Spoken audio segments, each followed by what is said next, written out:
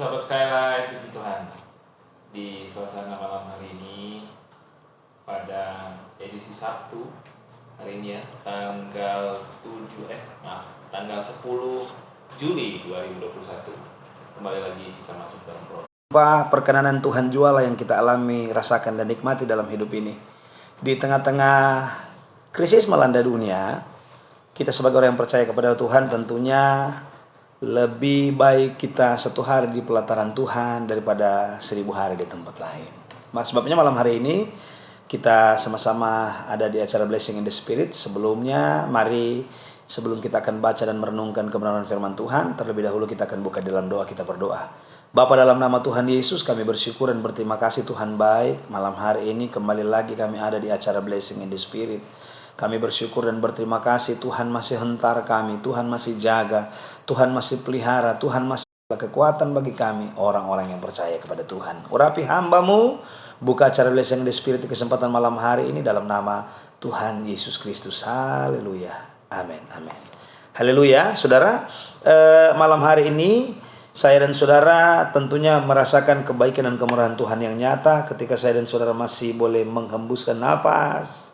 Saya dan saudara masih sehat di tengah-tengah COVID yang melanda dunia. Tapi percaya bahwa kalau kita ada hari ini semua karena pertolongan Tuhan. Nah, bicara dari hal pertolongan Tuhan, bicara dari hal campur tangan Tuhan dalam hidup ini, yuk kita melihat satu kebenaran firman Tuhan dalam kitab Kisah Para Rasul pasal yang ke-10. Kisah Para Rasul pasal yang ke-10, saya dan saudara akan menemukan cerita tentang Cornelius ketika dia ada di Kaisarea. Nah, ketika cerita ini dimunculkan, mari kita akan memperhatikan ayat yang ketiga dan ayat yang keempat. Dalam suatu penglihatan kira-kira jam 3 petang, jelas tampak kepadanya seorang malaikat Allah masuk ke rumahnya dan berkata kepadanya, Cornelius. Nah Tuhan, jawab malaikat itu, semua doamu dan sedekahmu telah naik ke hadirat Allah dan Allah mengingat engkau. Tidak ada satu manusia di bawah kolong langit ini yang tidak menginginkan di mana Tuhan mengingat dia. Tidak ada satu manusia di bawah kolong langit ini yang tidak menginginkan keadaan ini. Semua manusia di bawah kolong langit ini yang mengaku diri sebagai orang yang percaya, yang mengaku diri sebagai orang yang tahu Tuhan, yang mengaku diri sebagai orang Kristen, mau mengalami keadaan seperti ini, di mana Tuhan mengingat saya dan saudara, di mana Tuhan mengingat doamu, di mana Tuhan mengingat cita-citamu, di mana Tuhan mengingat apa yang engkau sudah lakukan hari-hari ini, dan di mana Tuhan mengingat keadaan-keadaan yang sementara engkau alami. Bukankah hari-hari ini saya dan saudara sementara diperhadapkan dengan keadaan-keadaan yang tidak menyenangkan dalam hidup ini? Ada banyak pergumulan, ada banyak hal-hal yang saya dan saudara sementara hadapi. Dan ketika pergumulan-pergumulan yang kita hadapi, persoalan-persoalan yang kita hadapi, dan berbagai macam persoalan yang sementara mendera hidup ini, apatah lagi saya dan saudara ada di masa COVID-19, belum selesai masalah COVID-19, muncul varian barunya yang menggoyah keimanan kita, yang menggoyah dan membuat saya dan saudara gelisah hari-hari ini. Melihat sekeliling, melihat keadaan yang sementara kita alami hari-hari ini, menggelisahkan hidup ini. Ketika keadaan ini terjadi dalam hidup saya dan saudara, tentunya saya dan saudara menginginkan di mana Tuhan mengingat saya dan saudara.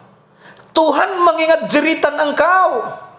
Tuhan mengingat doamu yang kau sementara naikkan kepada Tuhan. Tuhan mengingat setiap ungkapan hati yang engkau sampaikan kepada Tuhan lewat doamu. Tuhan mengingat deritamu. Tuhan mengingat tetesan air matamu. Tuhan mengingat semua kejadian yang engkau alami dalam hidup ini. Artinya, semua manusia menginginkan keadaan di mana Tuhan pencipta langit dan bumi itu mengingat saya dan saudara. Nah, malam hari ini kita akan bicara dari hal ini. Rahasia supaya saya dan saudara diingat Tuhan, kontekstualnya Kisah Para Rasul pasal 10. Kenapa?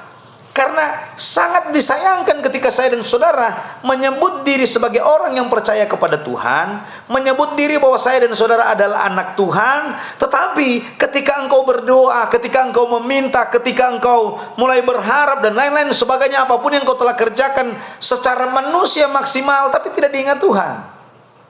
Ini problem. Saya sedikit melihat dari etimologi katanya. kata diingat dalam bahasa Yunani menggunakan kata manaimos-onoon.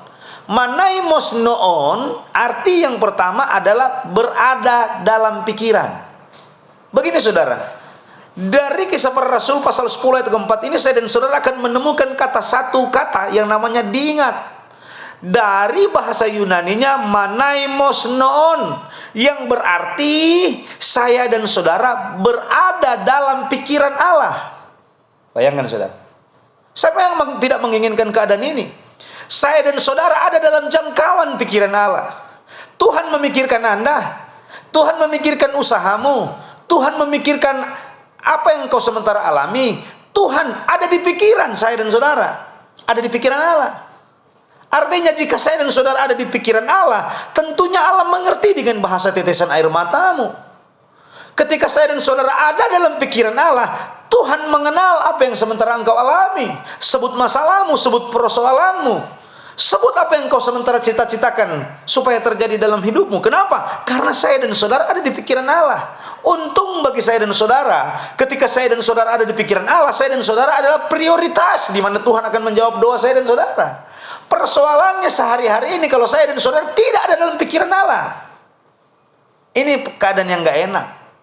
Saya dan saudara sudah 20 tahun di gereja, 30 tahun di gereja, 40 tahun di gereja, 5 bulan di gereja, 6 bulan di gereja, 2 tahun di gereja, 3 tahun, tapi tidak dalam pikiran Allah. Ini menjadi masalah. Jika saya dan saudara ada dalam pikiran Allah, yang dikatakan tadi manaimos noon, maka saya dan saudara, Tuhan akan tahu, Tuhan akan dengar, Tuhan akan jawab apa yang menjadi doa dan cita-citamu. Nah, sangat penting posisi kita hari-hari ini di tengah-tengah dunia yang sedang hilang lenyap dengan segala kegemilangannya, di tengah-tengah dunia yang sementara diperhadapkan dengan COVID-19, diperhadapkan dengan dunia yang sementara diperhadapkan dengan keadaan yang susah, keadaan yang genting, keadaan yang menggelisahkan, dan saya dan saudara ada dalam pikiran Allah. Posisi ini sangat menguntungkan bagi saya dan saudara sebagai orang yang percaya kepada Tuhan. Tetapi menjadi problem ketika saya dan saudara orang yang percaya kepada Tuhan, di tengah-tengah keadaan susah, di tengah-tengah keadaan genting, di tengah-tengah keadaan sementara ekonominya morat-marit hari-hari ini, dan Anda tidak ada dalam pikiran Allah, ini masalah. Karena jika saya dan saudara ada di pikiran Allah, maka Tuhan memikirkan bagaimana cara supaya saya dan saudara diberkati. Jika saya dan saudara ada dalam pikiran Allah, Tuhan memikirkan bagaimana cara supaya saya dan saudara keluar dari masalah ekonomi. Tuhan akan mengingat bagaimana cara supaya saya dan saudara keluar dari masalah COVID-19, dari kesembuhan dari penyakitmu. Tuhan akan mengingat bagaimana cara supaya saya dan saudara menang menghadapi persoalan hidup ini. Tetapi bagaimana saya dan saudara akan menang menghadapi persoalan hidup ini kalau saya dan saudara tidak diingat oleh Tuhan, tidak ada dalam pikiran Allah untuk mengingat namamu, mengingat keluargamu, mengingat pelayananmu, dan mengingat apapun yang kau sementara korbankan hari-hari ini. Nah, posisi engkau diingat Tuhan, ada di dalam pikiran Allah, itu penting di hari-hari yang genting ini. Tapi bagaimana saya dan saudara akan ada dalam pikiran Allah kalau saya dan saudara hidupnya nggak sesuai dengan kebenaran firman Allah. Sebabnya malam hari ini Kisah Para Rasul lewat pasal yang ke-10 memberitahukan kepada kita lewat cerita Cornelius ini, supaya saya dan saudara melihat celah, melihat peluang di mana saya dan saudara, nama saya dan saudara, keluarga saya dan saudara, perusahaan saya dan saudara, pekerjaan saya dan saudara ada dalam pikiran Allah. Dan ketika itu ada dalam pikiran Allah, percaya engkau akan terheran-heran dengan mujizat Tuhan yang terjadi dalam hidupmu. Tetapi ini menjadi problem kalau saya dan saudara orang yang percaya tapi tidak ada dalam pikiran Allah. Usahamu tidak ada dalam pikiran Allah, Tuhan tidak mengingat usahamu, Tuhan tidak mengingat keluargamu, Tuhan tidak mengingat pelayananmu. Seperti itulah keadaan. Matius pasal 7 ayat 21 mengatakan ada banyak sekali orang akan berseru-seru, Tuhan, Tuhan, Tuhan. Bukankah aku bernubuat demi namamu? Bukankah aku melayani pekerjaanmu? Dan lain-lain sebagainya. Tapi pada dasar kenyataannya Tuhan bilang, Tuhan tidak mengenal engkau. Tidak ada dalam pikiran Tuhan. Namamu tidak tercatat dalam pikiran Allah. Engkau tidak ada dalam pikiran Tuhan. Jika saya dan saudara melihat dari kata manaimos noon ini, Penting sekali posisi saya dan saudara ada pada keadaan ini, di mana saya dan saudara ada dalam pikiran Allah. Tuhan memikirkan kesusahanmu. Tuhan memikirkan jalan buntu yang engkau alami. Tuhan memikirkan tetesan air mata yang sementara engkau alami. Tuhan mengingat apapun yang sementara engkau kerjakan hari-hari ini. Diuntungkan bagi saya dan saudara ketika saya dan saudara ada dalam posisi ini. Manai mos noon. Hari-hari ini, di tengah COVID-19, dampak dari COVID-19, di tengah keadaan sukar, saya dan saudara sebagai orang yang percaya kepada Tuhan, tidak tergantung kepada berapa lama engkau sebagai anak Tuhan. Berapa lama engkau ada di hadirat Tuhan, berapa lama engkau ada di gereja. Penting sekali bahwa saya dan saudara ada dalam pikiran Allah. Contoh kecil, ketika saya dan saudara memikirkan sesuatu, jika saya dan saudara ada nama seseorang ada di pikiran ini, maka nama orang itu kita akan doakan, nama orang itu kita akan berkati. Nah, banyak hal. Saya nggak tahu kebutuhan saya dan saudara. Tidak terbatas kepada uang, tidak terbatas kepada berkat, tidak terbatas kepada pertolongan, tidak terbatas kepada kesembuhan. Yang penting di sini adalah posisinya saya dan saudara ada dalam pikiran Allah terlebih dahulu.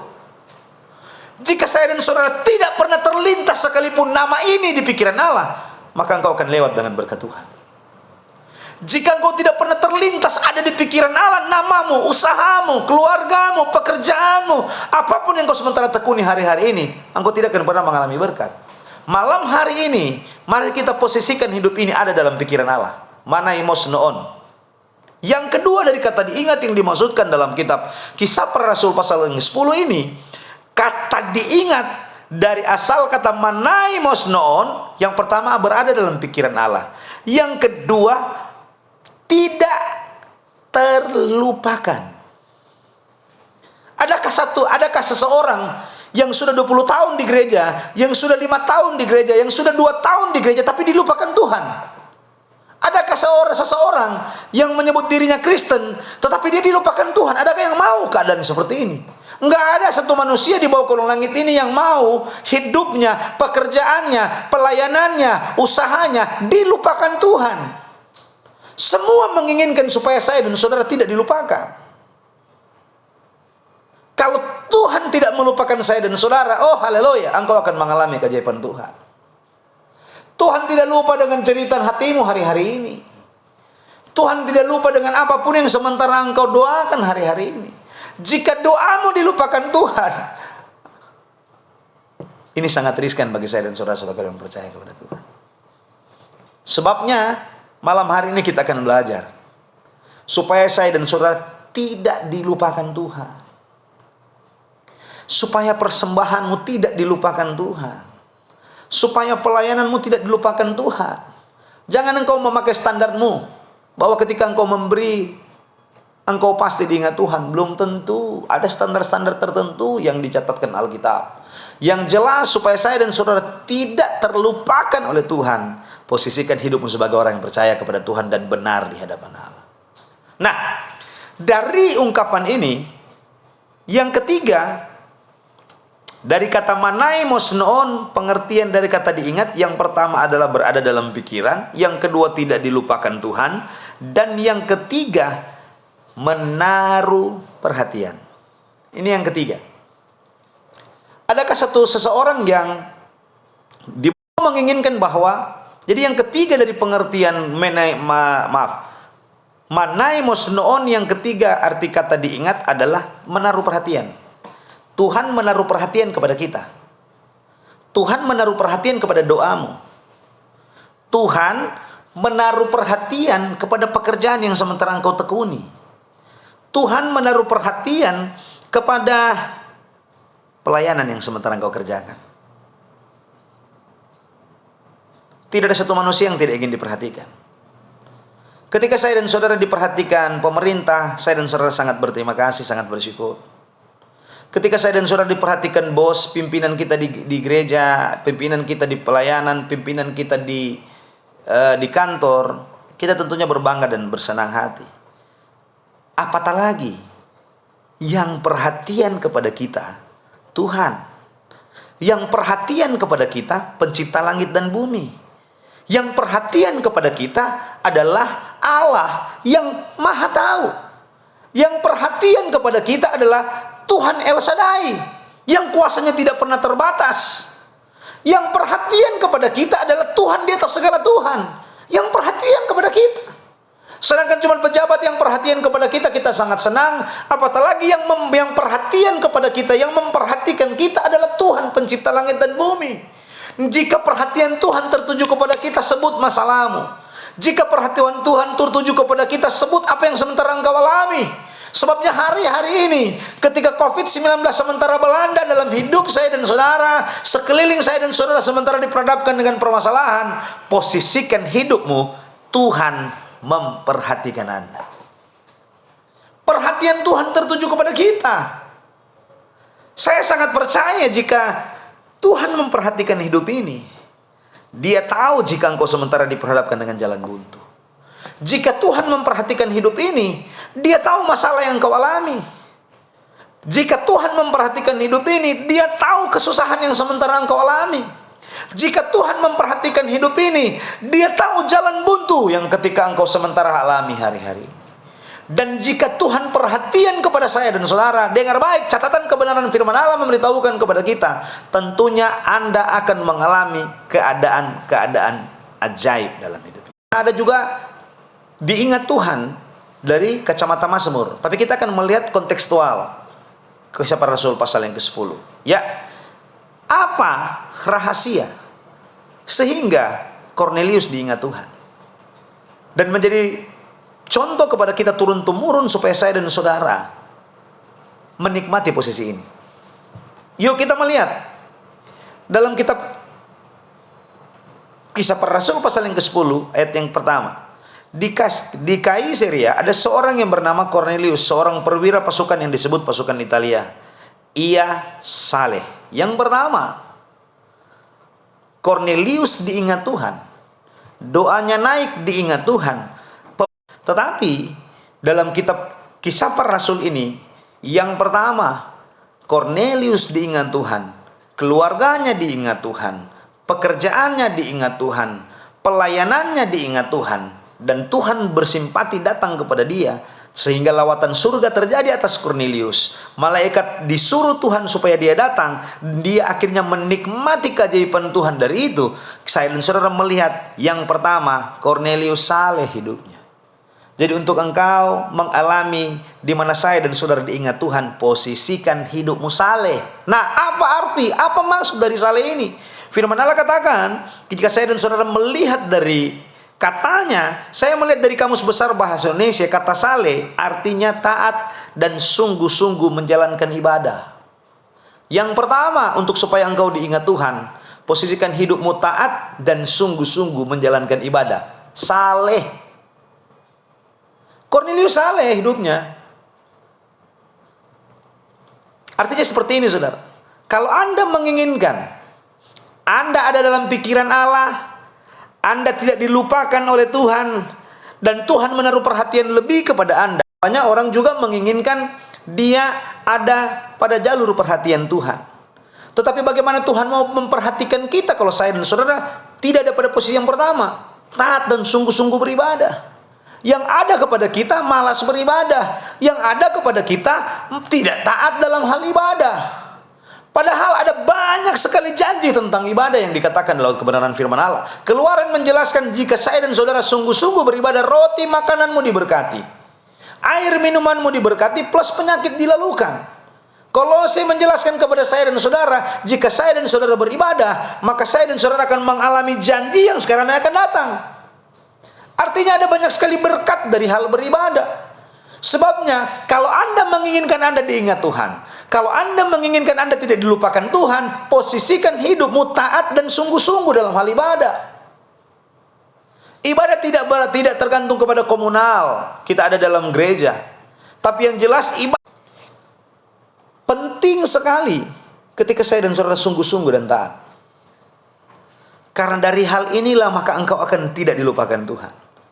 Jika saya dan saudara berkaca kepada kitab Keluaran, yang pertama ketika engkau punya sikap hati untuk beribadah, firman Allah katakan engkau pasti diberkati, roti dan makananmu diberkati, air minumanmu diberkati, penyakit dilalukan. Tapi persoalannya ada banyak sekali orang hari-hari ini nggak sungguh-sungguh dalam hal beribadah, nggak taat dalam beribadah. Cornelius yang pertama saleh hidupnya. Yang kedua, jika saya dan saudara melihat di dalam ayat yang kedua, ia serta seisi rumahnya takut akan Allah. Yang kedua, untuk supaya engkau diingat, supaya engkau ada dalam pikiran Allah, firman Allah katakan takut akan Tuhan. Supaya saya dan saudara tidak terlewatkan, engkau pasti diingat oleh Tuhan. Tapi persoalan hari-hari ini ada banyak orang menginginkan engkau tidak dilupakan, tapi engkau pada posisi nggak takut Tuhan. Engkau menginginkan keajaiban Tuhan, Tuhan memperhatikan hidupmu, Tuhan memperhatikan doamu, Tuhan memperhatikan apapun yang sementara engkau alami hari-hari ini. Tetapi dalam hal takut akan Tuhan, saya dan saudara nggak takut Tuhan. Kita masih lebih takut gembala kita masih lebih takut jabatan, kita masih lebih takut uang, kita masih lebih takut yang lain. Ini persoalan. Kalau bicara tentang pertobatan, oke, kita bertobat. Tapi bicara tentang uang, waduh, kita tamaknya luar biasa.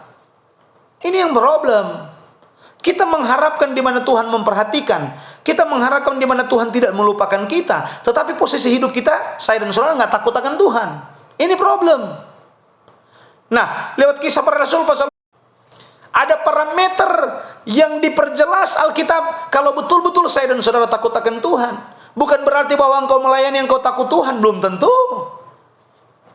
Dalam Alkitab katakan Matius pasal 7 ayat 21, ada banyak sekali yang melayani Tuhan, ada banyak sekali yang bernubuat, ada banyak sekali yang berteriak Yesus Yesus, tapi mereka nggak takut Tuhan. Diusir oleh Tuhan, nggak ada dalam pikiran Allah, dan engkau dilupakan Tuhan. Kisah Para Rasul memberitahukan kepada kita, posisikan hidupmu takut akan Tuhan, maka engkau tidak. Mari posisikan hidup saya dan saudara takut akan Tuhan. Nah, apa yang dimaksud dengan takut akan Tuhan? Karena ada parameter yang dijelaskan Alkitab. Sebabnya saya katakan tadi, walaupun engkau sudah 20 tahun di gereja, engkau di 10 tahun di gereja, 5 tahun di gereja, tapi posisi hidupmu nggak takut akan Tuhan, nol besar. Apa dong pendeta? Arti, maksud, dan tujuan dari takut akan Tuhan. Amsal pasal yang ke-8 ingin memberitahukan kepada kita, takut akan Tuhan ialah membenci kejahatan. Jika Anda membenci kejahatan, Anda adalah orang yang takut akan Tuhan. Jika Anda masih suka dengan yang jahat-jahat, bahwa Anda belum takut akan Tuhan. Ini letter luck, Amsal menjelaskan. Pendeta, apa parameter takut akan Tuhan? Parameternya bukan kita ketika saya dan saudara hadir di gereja 20 tahun. Parameternya bukan ketika saya dan saudara memberi paling besar di gereja, derma Anda paling besar dan lain-lain sebagainya, nominalnya besar, belum tentu. Takut akan Tuhan, firman Allah katakan, adalah ketika saya dan saudara orang yang biasa-biasa, memberi nggak besar mungkin engkau nggak tahu melayani, mungkin engkau nggak tahu nyanyi seperti orang lain yang hebat di mimbar dan lain-lain sebagainya. Mungkin engkau pada posisi yang biasa-biasa, tapi engkau membenci kejahatan, engkaulah orang yang takut akan Tuhan. Belum tentu engkau pakai dasi, engkau takut Tuhan. Ini proporsi Alkitab. Seperti ini. Amsal memberitahukan kepada saya dan saudara, jika Anda menginginkan engkau ada dalam pikiran Allah, engkau tidak dilupakan Tuhan, dan perhatian Tuhan tertuju kepada Anda. Yang pertama adalah ketika saya dan saudara pada posisi takut Tuhan. Takut Tuhan yang seperti apa? Firman Allah katakan, ketika Anda membenci kejahatan. Yang jahat-jahat mari kita benci. Yang sikap-sikap tidak berkenan kepada Allah, mari kita benci. Yang kedua, benci kepada kesombongan. Yang sombong-sombong, mari kita benci. Jauhkan dari hidup ini. Jauhkan dari pelayananmu. Jauhkan dari apapun dalam aspek hidup ini. Jangan engkau terlalu sombong dengan apa yang kau miliki hari-hari ini. Kata firman Allah, semuanya sia-sia. COVID-19 membuktikan uang tidak memberi kebebasan kepada saya dan saudara. Dan lain sebagainya. Posisi sombong membuktikan bahwa saya dan saudara tidak takut Tuhan. Berapa banyak dari saya dan saudara yang pakai dasi, yang rajin di gereja, yang melayani, tapi sombongnya bukan main. Maaf, ini Alkitab yang katakan. Anda belum takut Tuhan. Kalau Anda mulai menjauhkan kesombongan dari hidupmu, Anda takut Tuhan. Yang bilang Alkitab bukan pendeta. Sebabnya pendeta juga, kalau pendeta masih sombong, hati-hati. Anda akan menjadi musuh Tuhan. Anda tidak akan ada dalam pikiran, Anda tidak akan dalam perhatian, dan Anda akan dilupakan Tuhan. Siapapun Anda, menginginkan Anda ada dalam jangkauan perhatian Tuhan. Tuhan menginginkan Anda ada dalam pikiran Tuhan. Dan Tuhan menginginkan engkau tidak dilupakan. Tetapi kadang-kadang kita dilupakan. Kenapa? Karena kita nggak takut Tuhan. Loh, pendeta, saya sudah 30 tahun di gereja. Betul, engkau 30 tahun di gereja. Tapi apakah Anda lolos dari kriteria yang pertama, Amsal pasal 8 ayat yang ke-13, membenci kejahatan? Oh, saya oke, lolos. Yang kedua, apakah Anda tidak ada pada titik yang namanya kesombongan? Ini firman Allah katakan bukan ada pada jauh dari titik itu, membenci kesombongan. Kalau Anda masih sombong, tinggi hati dan lain-lain sebagainya, wow, minta maaf saudara. Anda ada pada kelompok orang Matius 7 ayat 21. Walaupun Anda 20 tahun di gereja, engkau masih sombong. Walaupun engkau melayani, engkau masih sombong. Firman Allah katakan, enyahlah engkau pembuat kejahatan. Ini firman Allah. Parameternya jelas. Kenapa? Tuhan mau orang-orang yang ada di dalam pikirannya, orang-orang dalam jangkauan perhatiannya, orang-orang yang tidak dilupakannya adalah orang-orang yang kriterianya Amsal 8:13 ini. Yang pertama dia beribadah sungguh, yang kedua Amsal 18:13 takut akan Tuhan, benci kejahatan, benci kepada kesombongan, benci kepada kecongkakan, benci kepada tingkah laku yang jahat, kelakuan jahat. Boleh casingnya pendeta, tapi kelakuannya jahat. Boleh casingnya orang percaya Kristen, tapi perlakuan hidupnya, kelakuan hidupnya, wow, jahatnya bukan main. Karena firman Allah mengatakan mengukur kejahatan saya dan saudara lewat Alkitab. Jangan kita ukur dari casingnya. Casingnya boleh kelihatannya mentereng, kelihatannya rohani, kelihatannya melayani. Tapi kata firman Allah, kalau lakunya jahat, maaf. Laku yang jahat ini masih umum, saudara. Kalau saya dan saudara mendetail tentang perlakuan jahat, ada banyak. Kita bisa melihat gambaran-gambaran Alkitab. Tapi secara umum Amsal 8 ayat 13 ingin memberitahukan, ketika saya dan saudara 30 tahun dalam hidup dalam bergereja, engkau Kristen, engkau melayani, tapi kelakuanmu jahat, maaf. Saudara mengalami keajaiban Tuhan hari ini. Tapi kenapa keajaiban Tuhan tidak kita alami? Bisa jadi saya dan saudara ada dalam pada ini. 30 tahun di gereja, melayani, tapi kelakuannya jahat. Casingnya bagus, punya jabatan di gereja, tapi kelakuannya jahat. Mengukur kelakuan jahat kita yang tahu. Baca saja Alkitab. Di mana kelakuan kita jahat? Pendeta, di mana kelakuan kita jahat? Saya rajin ibadah, saya begini-begini. Yang tahu kita perlakuan jahatnya. Mari kita terbuka dengan Tuhan. Hari-hari ini ada banyak sekali keajaiban yang tertahan, tidak dialami oleh anak-anak Tuhan. Kenapa? Karena mereka dilupakan Tuhan. Posisi ini sangat menguntungkan kita ketika saya dan saudara ada dalam keadaan sukar. Posisi diingat oleh Tuhan dan tidak dilupakan Tuhan, ada dalam jangkauan perhatian Tuhan. Tiga keadaan ini sangat menguntungkan kita ketika saya dan saudara ada di tengah-tengah COVID-19, varian baru Delta, dan lain-lain sebagainya. Mari kita memposisikan hidup ini. Rahasianya, yang pertama engkau hidup saleh, takut Tuhan, taat, dan sungguh-sungguh beribadah. Yang kedua, kata firman Allah, takut Tuhan. Dan yang ketiga, mari kita lihat dalam ayat yang kedua. Ia saleh, takut akan Allah, dan ia memberi banyak sedekah kepada umat Yahudi dan senantiasa berdoa kepada ayat yang itu. Dia dan keluarganya berdoa. Berdoa. Yang pertama, saleh. Yang kedua, takut Tuhan. Apa itu takut Tuhan? Amsal. Yang ketiga, doa. Doa memang kalau saya dan saudara melihat dari bahasa Yunani, dia menggunakan kata proseuse. Ini penggunaan dalam Kisah Para Rasul. Proseuse yang berarti begini saudara, sungguh-sungguh berdoa. Ada orang yang berdoa tapi nggak sungguh-sungguh. Ini persoalannya. Yang dimaksudkan doa yang dimaksudkan dalam kitab Kisah Para Rasul ini, sehingga engkau menjadi dalam jangkauan perhatian, engkau tidak dilupakan, engkau diingat Tuhan ada dalam pikiran Allah ketika Anda berdoanya sungguh-sungguh. Pendeta, saya sudah doa sungguh-sungguh loh pendeta. Nah, tetaplah sungguh-sungguh berdoa. Ini yang dimaksudkan. Artinya seperti ini dalam bahasa bebas. Kesungguhan dalam hal Anda datang di hadirat Tuhan itu penting. Jangan kita main-main datang di hadirat Allah. Sungguh-sungguhlah kita dalam berdoa. Kenapa?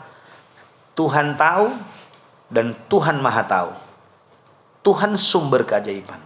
Dia mengerti dengan keadaan saya dan saudara. Persoalannya, apakah Anda sungguh-sungguh dalam hal melakukan doa?